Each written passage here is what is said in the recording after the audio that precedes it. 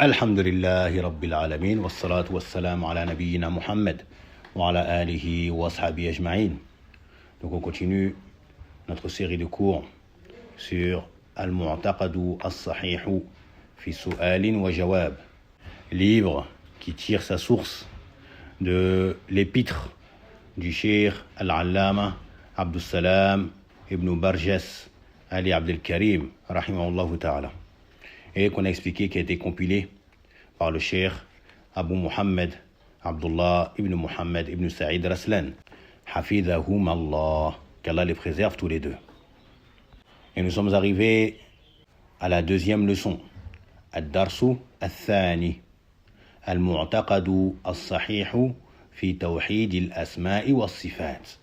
Donc il nous dit la croyance authentique concernant l'unicité dans les noms et les attributs, et bien évidemment cela fait référence à l'unicité d'Allah Azza wa Jal dans ses noms et ses attributs. Et il nous dit en la question numéro 7, Ma i'tiqadu ahli sunnati wal jama'ati fil asma'i was sifat. Quelle est la croyance des gens de la sunna et du groupe concernant les noms et les attributs? La réponse, il nous dit que les gens de la sunna et du groupe affirment ce qu'Allah le Très-Haut s'est lui-même affirmé comme nom sublime et attribut parfait, mais également ce que son messager Muhammad sallallahu alayhi wa sallam lui a affirmé comme nom sublime et attribut parfait, sans dépasser ou outrepasser ce qu'il y a dans le livre Al-Qur'an, mais également dans les hadiths authentiques rapportés du prophète sallallahu alayhi wa sallam. Donc ici, il t'explique tout simplement que tous les noms que tu vas trouver dans le Coran, mais également dans la sunna authentique du prophète sallallahu alayhi wa sallam concernant Allah, disant que Allah a tel nom, ou mentionnant un nom faisant référence à Allah Azza wa Jal, comme Ar-Rahman, ou encore Al-Karim, ou encore As-Salam, ou encore Al-Quddus, ou encore Al-Aziz, etc. Donc tous ces noms-là que Allah Azza wa Jal a lui-même mentionnés en se les affirmant, et que le prophète sallallahu alayhi wa sallam les a mentionnés en les affirmant à son Seigneur Allah Azza wa Jal comme étant l'un de ses noms. Eh bien toi, tu vas affirmer cela également de la même manière. Tu vas dire oui, ce nom est un nom parmi les noms d'Allah subhanahu wa ta'ala. Je l'affirme car mon Seigneur l'a affirmé, ou alors je l'affirme car le prophète sallallahu alayhi wa sallam l'a affirmé dans un hadith authentique. Même chose pour les attributs d'Allah subhanahu wa ta'ala. Tout attribut que tu vas trouver mentionné dans le Coran, où Allah affirme que cet attribut mentionné fait partie des attributs dont il est qualifié, comme la colère, la miséricorde, le fait de parler, le fait d'entendre, le fait de voir, ou encore le fait qu'il ait deux mains, qu'il ait un visage. Eh bien, tous ces attributs-là, ainsi que ceux que le prophète sallallahu alayhi wa sallam lui a affirmés, comme le fait que Allah descende au ciel de ce bas monde, au dernier tiers de la nuit, ou encore que Allah rit, ou que Allah s'étonne, et d'autres encore. Eh bien, tous ces attributs-là, eh bien, tu vas les affirmer à Allah Azza wa Jal pour la simple et unique raison que lui-même se les ait affirmés, ou que son messager sallallahu alayhi wa sallam lui a affirmé. Et personne ne connaît mieux Allah que lui-même. Donc pourquoi tu vas aller t'entêter à vouloir renier cela, alors que lui-même se les ait attribués? Et personne parmi les êtres humains connaît mieux Allah que le prophète sallallahu alayhi wa sallam. Donc pourquoi donc veux-tu le contredire? Et également il te dit que tu ne dois pas dépasser, outrepasser le Coran et la Sunna. C'est-à-dire que ce qui a été mentionné dans le Coran et dans la Sunna, c'est ce dont tu vas affirmer. Ce qui n'a pas été rapporté, tu te tais. Car on ne dit pas sur Allah une chose sans science. Et cette science ne se trouve que dans le Coran et dans la Sunna, concernant ce chapitre-là. Puis l'auteur continue en disant que les gens de la Sunna affirment les termes, les noms ou les mots qui sont employés dans le Coran et dans la Sunna. Et ils en connaissent le sens dans la langue arabe, cette langue dans laquelle le Coran a été descendu. Et il renvoie la connaissance du comment des attributs à Allah Azza wa Jal. Le comment des attributs, cette connaissance-là, il la renvoie à Allah, le Très-Haut. Lui seul qui connaît cela. Car Allah Azza wa Jal s'est réservé à lui sens la connaissance de cela. Et il n'a fait connaître cela à aucun des êtres humains. Allah n'a fait connaître à aucun des êtres humains le comment de ses attributs. Même pas au prophète sallallahu alayhi wa sallam. Donc la connaissance du comment des attributs d'Allah subhanahu wa ta'ala, on renvoie cela, on laisse cela à Allah subhanahu wa ta'ala. Et ni on interroge dessus, ni on recherche dessus, ni on cherche à imaginer cela. Et retenez bien que ce chapitre-là fait partie des chapitres appelés Tawqifiyya, c'est-à-dire qu'ils ne sortent pas d'une preuve du Coran et de la Sunna authentique. Que cela ne peut être affirmé ou encore exempté que sur fond de preuve du Coran et de la Sunna. Et donc, il n'y a pas de place aux efforts d'interprétation ou encore aux rêves, aux songes ou aux visions, comme certains égarés veulent faire introduire dans la religion. Qu'Allah nous en préserve. Puis l'auteur il nous dit, en question 8, Mal ususu ash-shar'iyyatu ath-thabitatu allati man lazimaha salima min al-inhirafi fi bab al-asma'i was-sifat.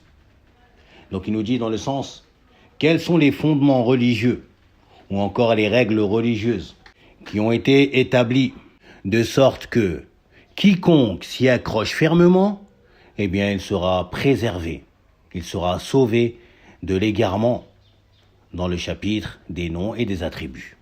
Et ici l'auteur va nous mentionner 3 règles, 3 fondements à s'y accrocher fermement. Si tu ne veux pas t'égarer dans le chapitre concernant les noms et les attributs d'Allah subhanahu wa ta'ala. Car grand nombre de personnes se sont égarées en s'éloignant de ces 3 directives qu'on va mentionner. Il nous dit la première, il s'agit de affirmer tout ce que Allah s'est lui-même affirmé ou ce que son prophète sallallahu alayhi wa sallam lui a affirmé comme nom et attribut sans y ajouter quoi que ce soit, sans non plus en diminuer quoi que ce soit. Tu n'y ajoutes rien et tu n'y retires rien, tu ne diminues rien à ce qu'Allah Azza wa Jal a affirmé à lui-même et ce que le messager d'Allah sallallahu alayhi wa sallam lui a affirmé. Donc ça c'est la première règle, la première directive à laquelle il faut que tu t'y accroches. Ce que ton Seigneur a affirmé, tu l'affirmes, sans rien ajouter, sans rien diminuer. Ce que le messager d'Allah sallallahu alayhi wa sallam a affirmé, tu l'affirmes, sans rien ajouter, sans rien diminuer. Deuxième règle, tu te dois de exempter, d'éloigner d'Allah Azza wa Jal toute forme de ressemblance avec ses créatures dans ses attributs. C'est-à-dire que tu vas renier le fait que les attributs d'Allah puissent ressembler ou être semblables à ceux de ses créatures. Ça, c'est la deuxième chose. Et à retenir, ces 2 premières règles vont de pair ensemble. Affirmer et renier. Affirmer que Allah est doté d'attributs parfaits, tout en reniant le fait que ces attributs, subhanahu wa ta'ala, puissent être semblables ou puissent avoir une quelconque ressemblance avec les attributs de ses créatures. Et cela, on le retrouve dans sa parole, subhanahu wa ta'ala, dans la sourate Ash-Shura, au verset 11, où il dit « Laysa kamithlihi shay'un wa huwa as-sami'ul basir ». Il dit, subhanahu wa ta'ala, selon une traduction approximative de ce verset 11 de la sourate Shura, il dit « Il n'y a rien qui lui ressemble ». Et c'est lui l'audient, celui qui entend, et l'omniscient, celui qui voit. Dans ce verset-là, on a ces 2 premières règles, ces 2 directives, ces 2 fondements que l'auteur nous a mentionnés. À savoir affirmer ce que Allah s'est lui-même affirmé et également renier le fait que ces attributs puissent avoir une quelconque ressemblance avec les attributs de ces créatures. L'affirmation se trouve dans la deuxième partie, lorsque Allah nous dit « Wa huwa as-sami'ul basir » qu'il est l'audient et l'omniscient. Il entend et il voit. Et le fait de renier la négation se trouve dans la première partie, à savoir « Laysa kamithlihi shay'un » que rien ne lui ressemble. Donc ces attributs ne sont pas comme les attributs de ces créatures. Car rien ne ressemble à Allah Azza wa Jal. Puis il termine par ce troisième fondement, cette troisième directive, que si tu t'y accroches, tu seras préservé et sauvé de l'égarement, dans le chapitre des noms et des attributs. Et il nous dit, le fait de ne pas tenter, d'essayer, de rechercher le comment des attributs d'Allah. Dans le sens, prends garde et préserve-toi de tenter, de chercher ou de t'imaginer comment sont les attributs d'Allah. Abstiens-toi de faire cela. Et garde en tête ce verset qui est passé. Laysa kamithlihi shay'un. Rien ne lui ressemble. Quoi que tu vas imaginer dans ta tête, eh bien Allah est au-dessus de cela, car rien ne lui ressemble. Donc ça ne sert à rien de tenter d'atteindre le comment de ces attributs, car non seulement tu n'y arriveras pas, mais en plus de cela, tu prends des péchés et tu seras puni pour cet acte qui sort du cadre religieux. Car Allah Azza wa Jal, il a dit, comme l'auteur nous mentionne, وَلَا يُحِيطُونَ بِهِ عِلْمًا. Il dit, subhanahu wa ta'ala, dans la sourate Taha, au verset 110, sous une traduction approximative des sens de ce verset, alors qu'eux-mêmes ne le cernent pas de leur science. C'est-à-dire que ces créatures ne cernent pas Allah de leur science. Ils ne connaissent d'Allah que ce qu'Allah leur a informé le concernant. Puis l'auteur nous dit dans la 9e question, min sifatillahi ta'ala al-istiwa'u 'ala al-'arsh kayfa nu'minu biha. Et il nous dit en question 9, parmi les attributs d'Allah, le Très-Haut, il y a le fait qu'il soit établi au-dessus du trône. Comment doit-on croire en cela? C'est-à-dire comment tu dois croire au fait que Allah soit établi au-dessus de son trône. Car cela est une information qui nous a été révélée dans le Coran à 7 reprises. Yani dans 7 versets, Allah nous mentionne qu'il s'est élevé au-dessus du trône. Dans 6 de ces versets-là, il nous dit Thumma stawa 'ala al-'arsh. Puis il s'est établi, il s'est élevé au-dessus du trône. Et dans le 7e verset, il nous dit Ar-Rahmanu 'ala al-'arsh istawa. Le tout miséricordieux s'est élevé au-dessus du trône. Donc comment on doit croire en cela? L'auteur, il nous dit que nous devons affirmer qu'Allah s'est véritablement élevé au-dessus du trône, d'une véritable élévation, une élévation dont nous connaissons le sens et dont nous ignorons le comment. Comment s'est-il élevé? Cela nous l'ignorons. Mais le terme istawa, nous connaissons le sens de cela dans la langue arabe. Son sens est ala wartafa'a, être au-dessus et être élevé. Donc c'est un sens qui est connu dans la langue arabe, dans lequel ce Coran a été descendu. Allah n'a pas fait descendre le Coran dans une langue qui est incompréhensible, vers un peuple qui ne comprend pas ce que Allah mentionne. Non.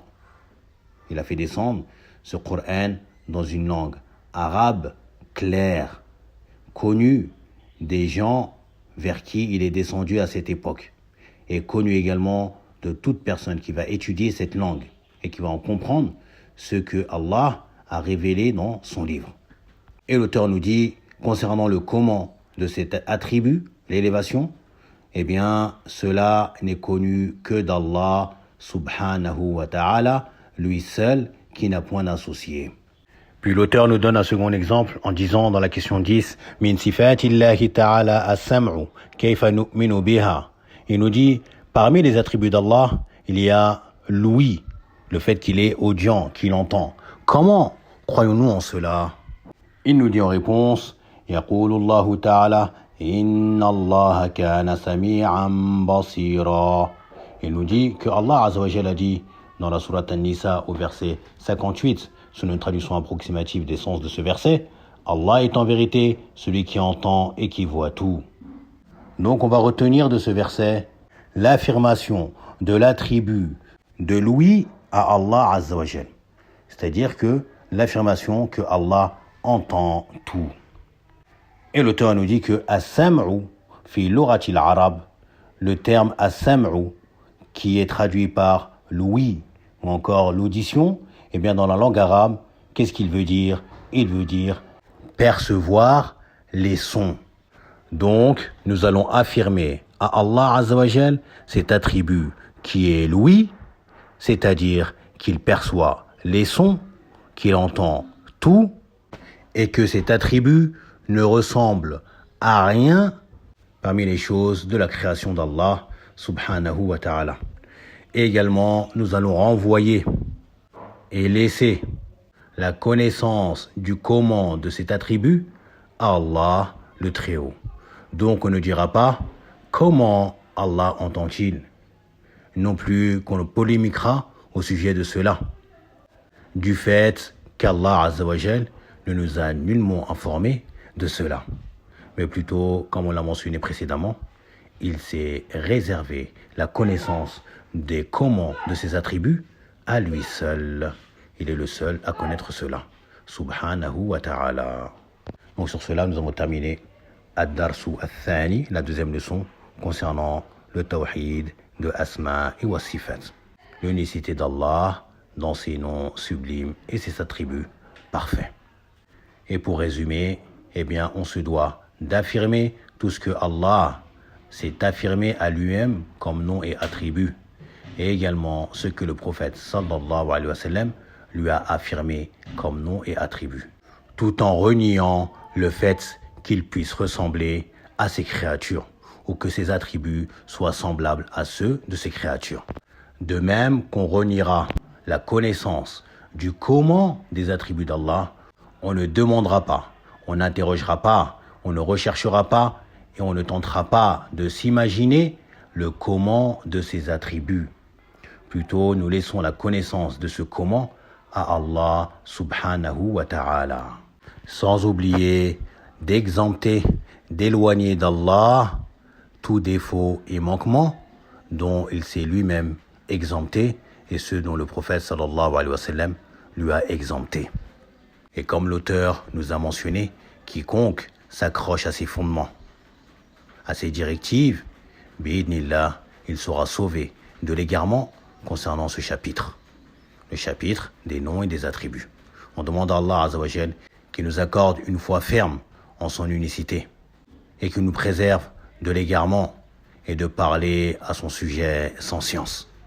Et on lui demande de nous combler de l'ultime récompense au paradis, qui est le fait de contempler le noble visage d'Allah subhanahu wa ta'ala. ربنا آتنا في الدنيا حسنة وفي الآخرة حسنة وقنا عذاب النار وصلى الله وسلم وبارك على محمد وعلى آله وأصحابه أجمعين سبحانك اللهم وبحمدك وأشهد أن لا إله إلا أنت واستغفرك وأتوب إليك بارك الله فيكم.